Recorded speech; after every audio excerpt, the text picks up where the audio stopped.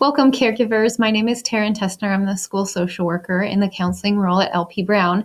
And this is the first video in our series, Caregivers, You Can Do This. This is some of the tips and strategies that we use in schools to support positive behavior for students. So we're hoping that they'll be helpful to you. This is under 5 minutes, so stick with me. Let's get to it. The first step is creating expectations. So at school, we have our big three expectations. At LP Brown, that's being safe, being kind, and being responsible. Now, your family values may be different than those expectations from school. So I would encourage you to try to think about what are three values that really you're wanting your family to represent and you're wanting to teach your kids about. And the goal with this is telling kids specifically what we want to see rather than what you don't want to see. So we're giving them these big values that they can strive for and that they can demonstrate. And so try to think of three that would really fit for your family. They might be the same or they might be different from ours.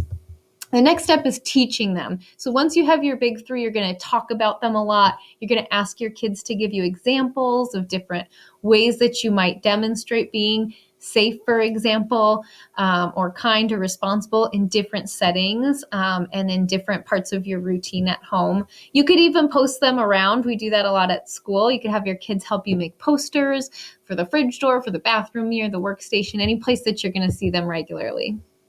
The next step is making them stick. So we're going to review them frequently.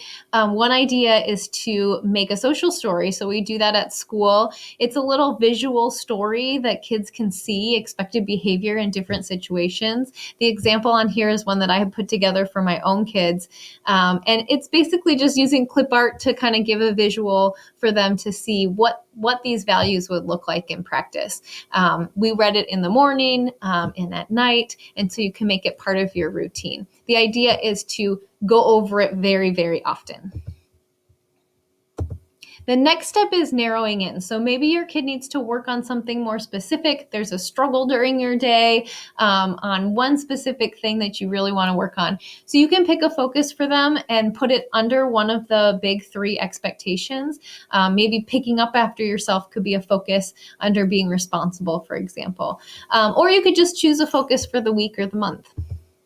The next step is setting them up for success. So we really, really want to think about their surroundings. If our goal and our focus or our expectation is for kids to be focused, then we want to make sure that all of the distractions around them are put away, right? So thinking about their environment and setting them up to be able to meet that expectation.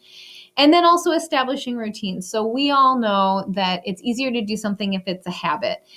For example, if we want to stay organized, it's much easier to do that if we have a regular routine of picking up our things. So if there's a regular part of the day that it's scheduled, that's when you're going to have the most success.